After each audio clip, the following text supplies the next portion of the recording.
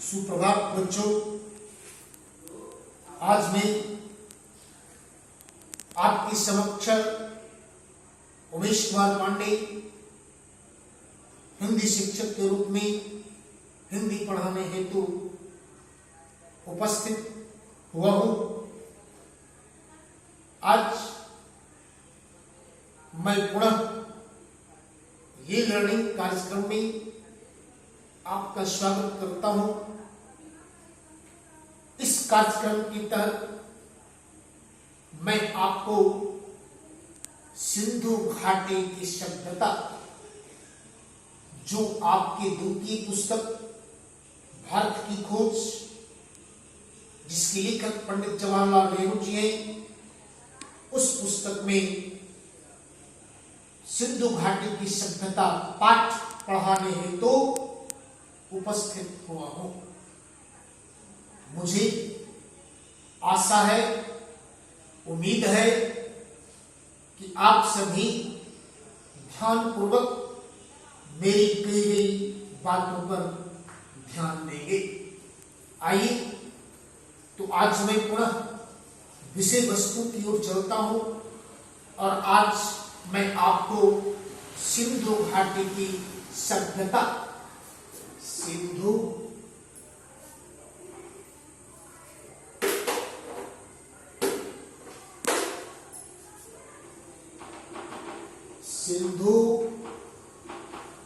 घाटी की सभ्यता,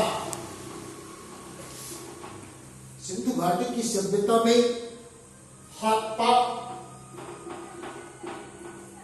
मोहनजोदड़ो,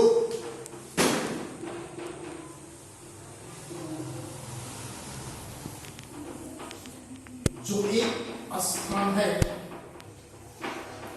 इसके बारे में आपको जानना है कि वहां की सभ्यता क्या थी। भारत के अतीत जो सबसे पहली तस्वीर सिंधु घाटी सभ्यता में मिलती है, और इस सभ्यता में जो इसके अवशेष से तात्पर्य है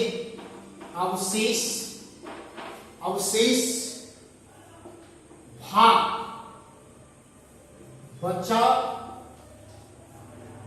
भाग, अवशेष सिंध में मोहनजोदड़ो और पश्चिम पंजाब में हड़प्पा में मिलते हैं। इन खुदाइयों में प्राचीन इतिहास में क्रांति ला दिया। बच्चों, जब सिंधु घाटी सभ्यता की खुदाई होने लगी, जब सिंधु घाटी में अवस्थित मोहनजोदड़ो और हड़प्पा की खुदाई शुरू हुई, तो आप समझे कि इतिहास में एक क्रांति ला दिया और इस सभ्यता का अवशेष जगह जगह पर मिलना शुरू हुआ। इसका कुछ अवशेष काठियावाड़ और पंजाब के अंबाला जिले में मिला है। स्थान है काठियावाड़ और अंबाला, जो पंजाब में अवस्थित है। पंजाब में अंबाला जिले में यह सभ्यता बिल्कुल वहां की खुदाई के रूप में आंकी गई और धीरे धीरे इस सभ्यता का विस्तार होता चला गया और गंगा की घाटी तक फैलती चली गई। सिंधु घाटी की सभ्यता एक विकसित सभ्यता थी। सिंधु घाटी की सभ्यता एक विकसित सभ्यता थी। इसके विकसित होने में हजारों वर्ष लगे हैं। यह सभ्यता प्रधान रूप से धर्मनिरपेक्ष सभ्यता थी। यह सभ्यता प्रधान रूप से धर्मनिरपेक्ष सभ्यता थी और इस सभ्यता हेतु भारत में सांस्कृतिक युगों का अग्रदूत रहा। यह सभ्यता भारत में सांस्कृतिक युगों का अग्रदूत रहा है। बच्चों, सिंधु घाटी की सभ्यता में फारस, मेसोपोटामिया, मिस्र सभ्यताओं से संबंध स्थापित किया है। सिंधु घाटी सभ्यता ने फारस, मेसोपोटामिया और मिस्र की सभ्यताओं से संबंध स्थापित हुआ, जिसमें कि व्यापारी वर्ग के लोग भी रहा करते। वह व्यापारी वर्ग के लोग बहुत धनाढ्य थे और उनकी भूमिका महत्वपूर्ण रही। छोटी छोटी दुकानें सड़कों पर कतारी के रूप में एक कतारबद्ध होकर बनी हुई थी, जिससे कि वहां की सौंदर्यता बहुत अच्छी लग रही थी। मोहनजोदड़ो और हड़प्पा में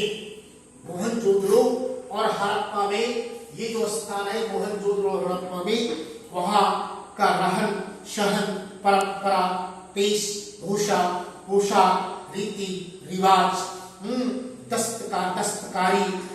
दस्तकारी की जो व्यवस्था थी वो सभी याद दिलाती है।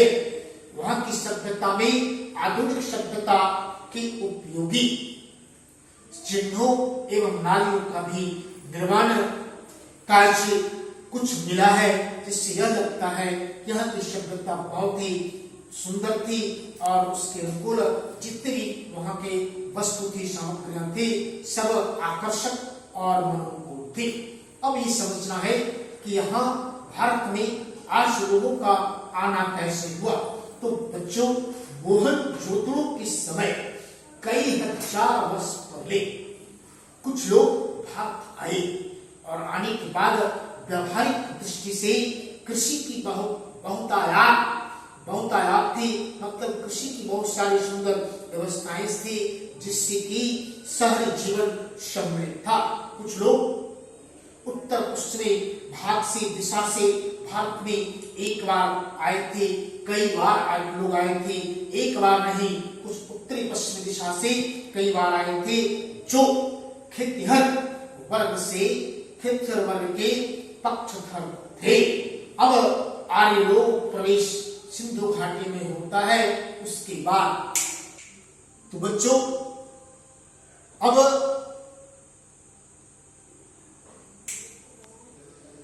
बच्चों अब मैं आपको आगे ले चलता हूं कि आर्य समाज के लोग भारत में कैसे आए। तो लगभग 1000 वर्ष बाद वो आए, पश्चिम और उत्तर दिशा से आए। भारत में कई जातियां समय समय में आती रही, भारत में जमा होती रही। इससे भारतीय जातियों और बुनियादी भारतीय संस्कृति का विकास हुआ। पुनः धीरे धीरे बहुत सी जातियां आने लगी और सभी ने अपना एक प्रभाव डाला और सभी लोग घुल मिलकर भारत में रहने लगे। तभी से इस देश का नाम आर्यावर्त पड़ा। इस देश का नाम क्या पड़ा? आर्यावर्त पड़ा। तो ये समझिए कि भारत में आज लोगों को आने से ही, आज संप्रदाय के लोगों के आने से ही इस देश का नाम आर्यावर्त पड़ा। बच्चों, अब मैं आपको इससे संबंधित कुछ विषयों की चर्चा करूंगा, जो है प्राचीनतम अभिलेख, यहाँ के धर्म ग्रंथ और यहाँ का पुराण। तो बच्चों, एक बात ध्यान दीजिए कि सिंधु घाटी सभ्यता की खोज में यह बात सामने आई कि भारतीय संस्कृति का सबसे पुराना इतिहास हमारा वेद रहा है। और इसमें कुछ यूरोपीय विद्वानों का भी मत था, कुछ भारतीय विद्वानों का भी मत था कि वेद की क्या गरिमा है, वेद का क्या महत्व है। तो भारत का सर्वोत्तम ग्रंथ वेद के रूप में जाना गया। वेद 4 होते हैं। पहला वेद है ऋग्वेद, दूसरा है सामवेद, तीसरा है अथर्ववेद और चौथा है यजुर्वेद। इस तरह से 4 वेदों की संख्या बताई गई। तो ऋग्वेद के में जो ऋचाएं हैं वो ऋचा ईसा पूर्व 1500 वर्ष पहले का माना गया है और यह एक मानवीय दिमाग की उपज है, उच्चतम रचना है।